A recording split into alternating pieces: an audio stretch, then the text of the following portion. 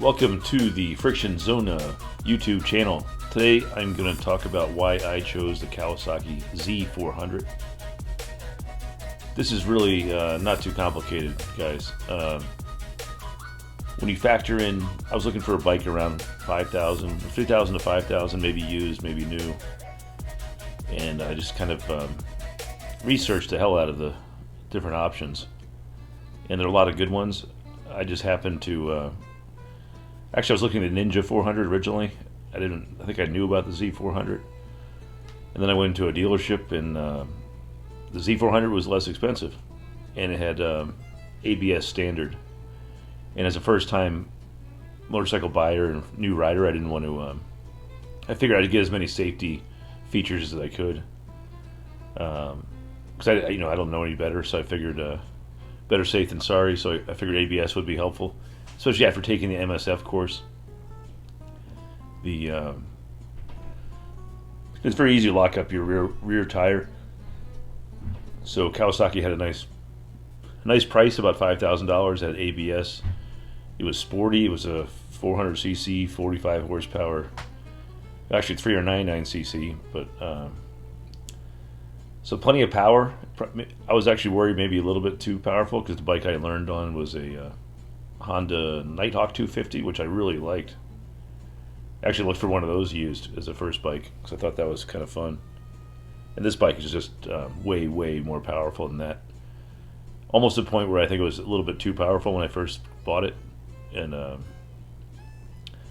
but the good news is I've had about a year and a half and about 8,000 miles, and I've grown into it finally. So I feel really comfortable on it. It's just plenty of power for me right now. I think I eventually want to get a little bit faster bike, but I don't need much faster, just a little bit faster. And the biggest thing would be storage, like luggage, that kind of thing. Long distance touring, a more comfortable seat. But anyhow, I chose this bike because it was the price was right. You get Kawasaki reliability, like pretty much every Japanese bike. You don't need to do much to them or worry about things too often. And I compared it to the R3 and the Honda entry-level sport bike type bikes, standard bikes. And this was roughly the same price, and it was more powerful. I thought it looked cooler than most of those bikes, although the Yamaha R3 does look really nice, especially in person. If you see one on the street, they look very nice. Probably a little bit sharper looking than the Ninja 400. But the Z400, I think it looks a lot better than the MT-03. And the MT-03 looks kind of small. Then I thought about KTM 390 Dukes. I just wasn't confident in their reliability. And I know they say they fix things, but I've heard, maybe it's just anecdotal evidence, but it just seems like, if you're a betting man, you're not going to bet on KTM over Kawasaki for keeping out of the shop. I want to ride my bike. I don't want to pay mechanics to fix things, or even if it's under warranty. I don't want you can take a long time to fix things at motorcycle dealerships. I know it's a little bit different than because cars, it's a whole different ball game. They're used to doing those in and out services, but motorcycles can take longer. And there aren't that many competitors in town, so there are only so many places you can bring a bike in wherever you live. Versus a car, there's a place to bring your car in almost every corner, it seems like. So anyway, reliability, price, looks. The dealership was very friendly, very cool dealership here in Tucson. Kawasaki, actually a Kawasaki, KTM, and Triumph dealer. Kind of interesting combination. But the sales guy there, Bruce, was super nice, not pushy at all. And these bikes, people want KTMs, they want Triumphs, they want Kawasaki's. They seem to kind of sell themselves. And they also sell side-by-sides, that kind of stuff, dirt bikes. Gas, I guess, is a Spanish or Italian brand that's under KTM. And interesting, KTM and Husqvarna, I was looking at those two, and they're same engine and everything, pretty similar bikes. But again, I just wanted reliability, nothing too crazy. And that's why I kind of settled on the Kawasaki's.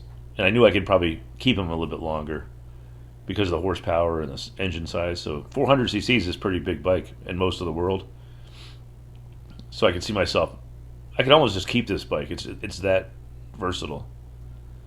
I've even gone down dirt roads with it, at length. You can go over 100 miles an hour allegedly. I mean, from what I hear and see, I think top speed's like 115, 120. You go 0 to 60 in 4.5 seconds, and I don't know. So if that's the only bike you ever had, you're getting a lot of performance out of it. When I say Z400, I think Ninja 400, they're almost identical. I mean, they're so close that I think it's fair to group them together, except for the obviously Ninja 400 is better on the track. It's a little bit tighter suspension and the riding position. But again, you can take these bikes to the track, so you can get that whole lifestyle going if you want to be a track guy and learn how to race bikes. I haven't done that yet. I'd like to.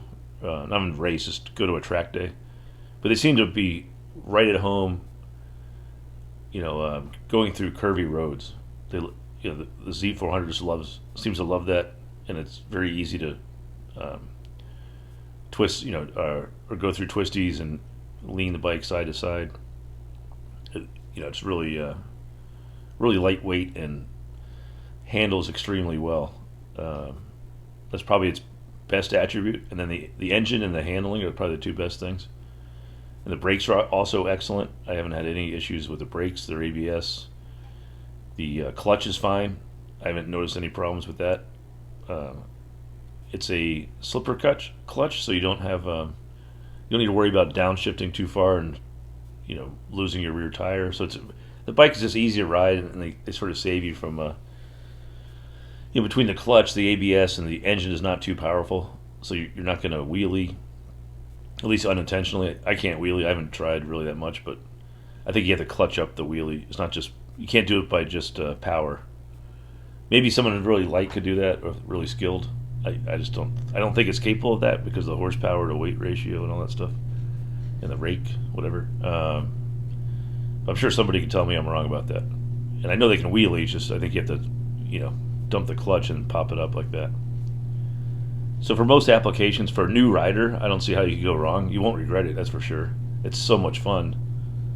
Yeah, you could probably ride. I'm sure you could handle a bigger bike or a smaller bike, but this is like right at sort of the happy medium, maybe on the high medium side of beginner bikes. And if you want to start out on 650 or whatever, that kind of bike, that's fine.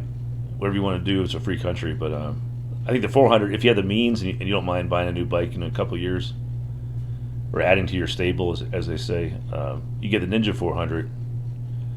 You can ride the hell out of it. You're gonna have a blast. Sort of like driving like a car terms, like a souped up, maybe like an Acura Integra or a Civic or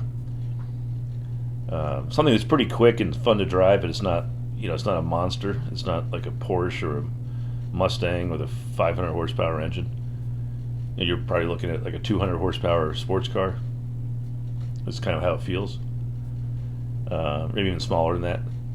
And but it's more about the handling. Yes, you have good acceleration, but it's more of you're like in tune with the bike. It's just a lot of fun. It doesn't have it doesn't have incredible acceleration where you feel you're gonna fall off. It's just fun acceleration, and you can blow by most cars unless they're like real legit sports cars or high power vehicles. But your normal cars, if you need to pass them, you're not gonna have any trouble at all. Like I said, 0 to 60 in 4.5 seconds. You can go well over 100 miles an hour. It gets 50, almost 60 miles to the gallon, 59 on my bike at least, according to the computer. So you have a good range. You have a 3.7 gallon tank, so it's 60 miles to the gallon roughly. So it's it's roughly 220 miles between fill-ups if you want to stretch it. It's very cheap to. It's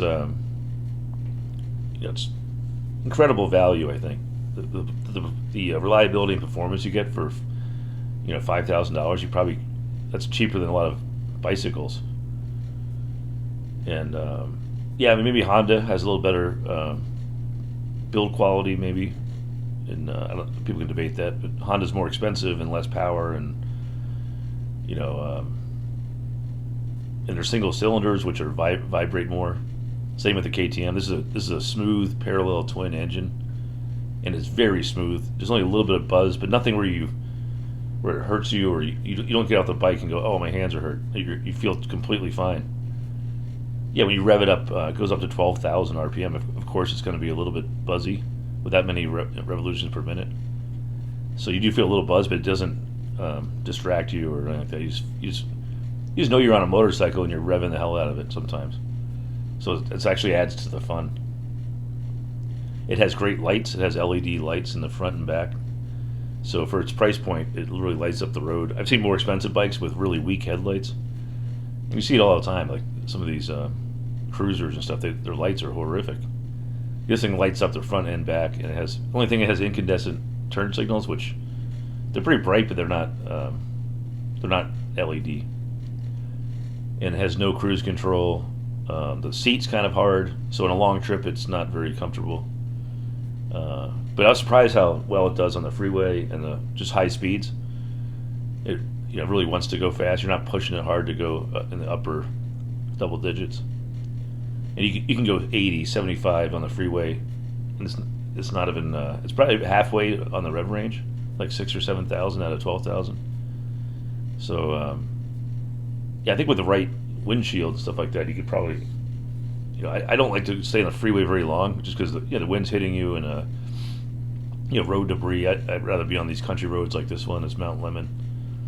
It's perfect for that 35 to 75 mile an hour roads. I think that's really excels. And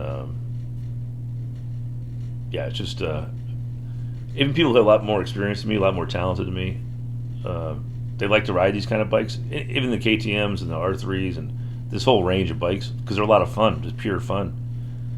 It's like little sports cars, instead of like a Dodge Charger with a Hemi V8 that you can't really use on the street, and they don't handle that well.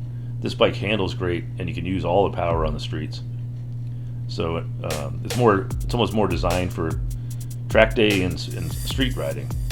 And you can ring it out, and you're not going so fast where the police are going to come after you. You really have to push it. And again, it starts every morning. Every time I ride it, I never had an issue with. I think once I had to press the button more than one time, and it was like really cold out, or maybe I just didn't press it firm enough. So it's kind of bike. It's not the most creative choice or the most like I think Yami Noob said. It's sort of like Chipotle of motorcycles, but he kind of came around and really likes the bike, I think. And same with Spite. But it's a kind of bike that you need. It's hard to beat if you look at it on paper and in person and ride it. Z400 and the Ninja 400. It's hard to justify buying any other bike in this category for the same price. I don't see the purpose. It really depends on availability, and I would have gone with an R3 or something else if the price is right, or I didn't have availability for this one. Or you can't really go wrong with any of these bikes if you're just trying to learn how to ride. So I would say just pick any of them, and just whatever you can afford or whatever's available. You're not going to have it forever. You can just trade up to a 650 or 900, something like that. And in the meantime, I think all these will teach you the necessary skills. Please like and subscribe my channel. I hope you found this useful.